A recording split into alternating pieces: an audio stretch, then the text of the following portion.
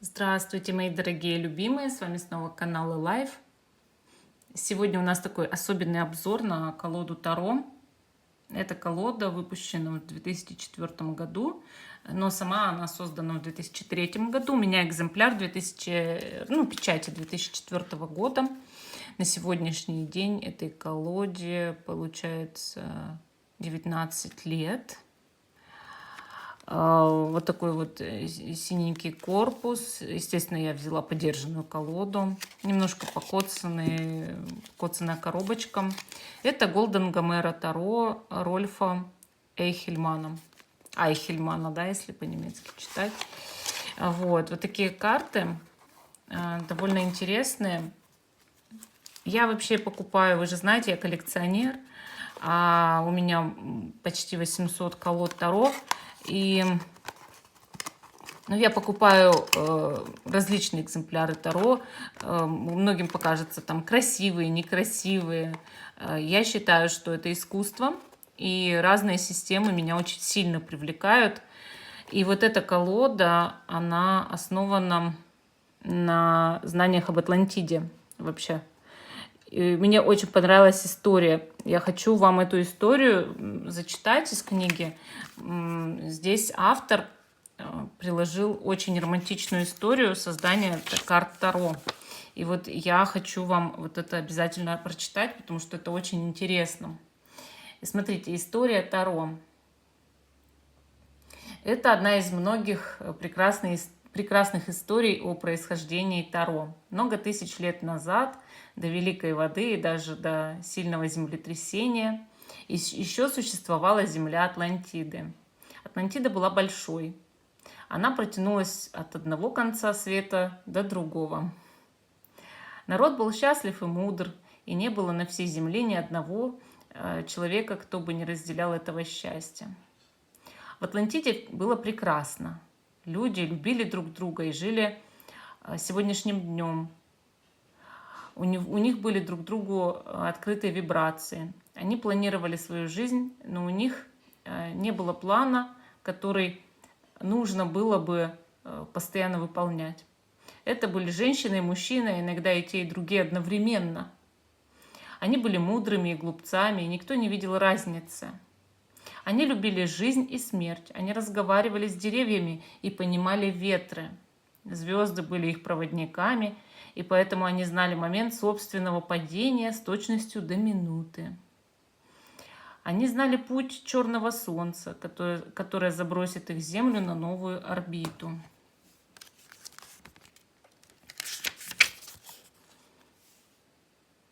Это знание ничего не изменило в их жизни. Они с нетерпением ждали дня своего падения, так же, как и следующего дня.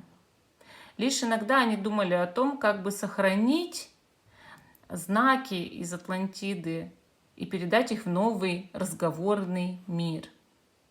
Они не хотели писать книгу, потому что не знали, на каком языке будут говорить в новом мире. Таким образом, они превратили свои обширные знания в образы. Во-первых, они использовали огромные таблички из нерушимого материала, которые хотели передать потомкам в 78 водо- и огнеупорных сосудах. Но подозревали, что эти таблички будут пылиться в музеях и старых библиотеках. Однако их знания должны оставаться живыми, а не быть доступными только жрецам, археологам и королям. Поэтому они решили сделать игральные карты. Игральные карты обойдут весь мир. Короли могли напечатать их на тонкой золотой фольге, священники могли положить их в алтари, солдаты и всадники могли положить их в карманы, а крестьянин в пальто. Атлантида пошла ко дну, была полностью разрушена и растворена. Но 78 карт уцелели в золоте, в мраморе и на простой бумаге, за монастырскими стенами, в богато украшенных ларцах, на постоялых столах и выцветших мешках цыган. Вот автор этой истории, легенды неизвестен, но автор этой колоды решил опубликовать вот эту интересную историю. Слушайте дальше. Предисловие к этой колоде. Когда я впервые прочитал рассказ об Атлантиде, у меня возникла идея нарисовать картины на эту тему. Автор-художник. В 1989 году моя жена подарила мне книгу по Таро Стюарта Каплана. У меня есть такая книга, товарищи. Я вам про нее рассказывала даже в Телеграм. Это у меня есть том энциклопедии Таро Стюарта Каплана, но в этой энциклопедии, по-моему, 4 тома. Я хочу их, естественно, все купить, но это довольно сложно. Но одну из них я приобрела. Это очень крутая энциклопедия. У Стюарта Каплана много книг по Таро, несколько книг. Но вот он, мужчина этот, прочитал. Меня как художника изначально интересовала живопись. В 1995 году я уехал на пенсию на небольшой канарский остров Ла-Гомера. Вот почему называется Голден Гомера Таро. Я интенсивно занимался Таро и провел точный анализ отдельных карт и значений их символов и фигур. Работа с этими картами глубоко тронула меня. Появились первые наброски великих арканов, ну то есть больших арканов старших, да. В течение следующих 4 лет я использовал это в качестве основы для рисования 22 так называемых козырей на холсте акриловыми красками.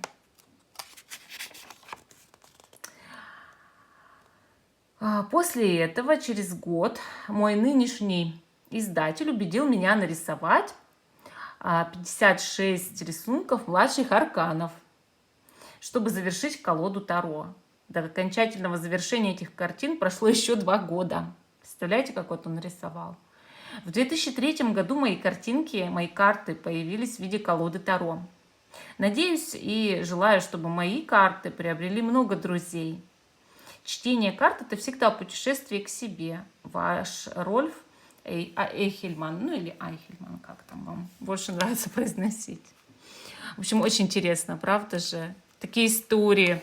Вот иногда берешь колоду, ну не кажется она такой вот, как будто, но она неординарная какая-то, с душой выполнена, да, кажется, что сначала, ну, вроде так колода, да, а когда начинаешь знакомиться с автором, понимать, вот, что автор хочет до тебя донести, и начинаешь уважать эту колоду, правда же? Вот я уважать начала эту колоду, как только я узнала о том, что хочет сказать автор. Смотрите, такая рубашечка.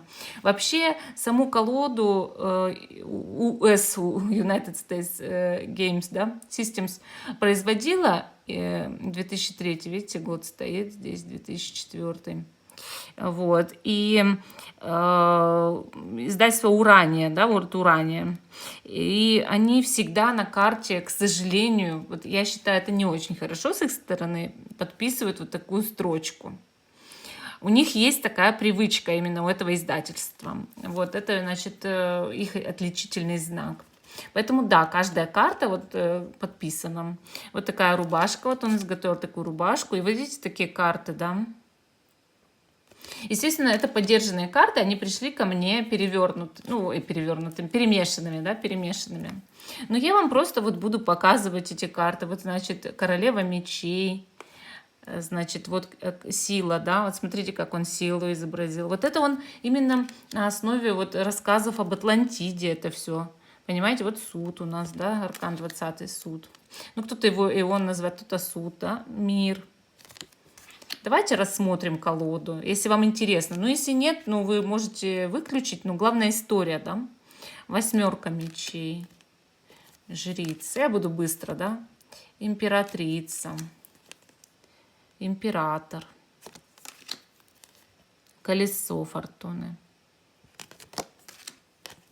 Рыцарь жезлов. Правосудие. Смерть. Луна. Влюбленные. Умеренность. Ну или терпение, да. Колесница. Иерофант. Солнце. Повешенный. 2 мечей. 3 мечей. 7 мечей. туз мечей, шестерка мечей, девятка жезлов, пятерка жезлов, десятка жезлов, четверка жезлов, тройка жезлов, двойка жезлов. Тут у нас девятка мечей, десятка мечей, отшельник, паж мечей, рыцарь пентаклей, рыцарь мечей, шут. Вот интересно еще, знаете, что автор рисовал колоду, изображал эти все картины на пенсии. Вот многие спрашивают, чем заняться на пенсии.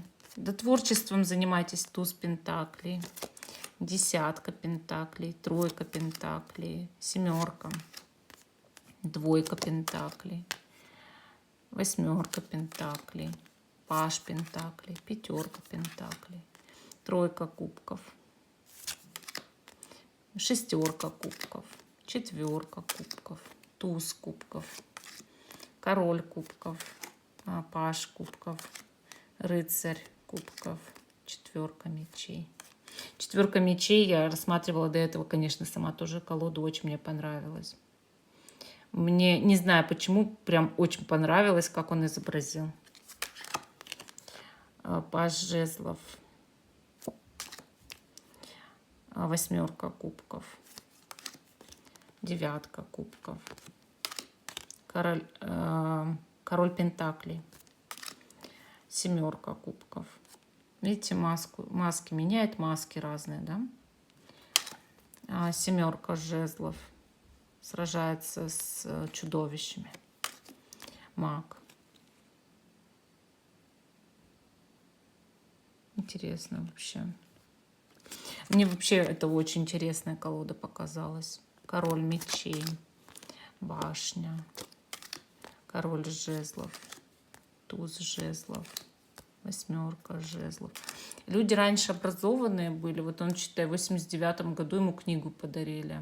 Он сам пенсионер, он, понятно, человек старого поколения, гораздо образованнее. Я не знаю, сейчас люди нового поколения немножко не на то настроены, да?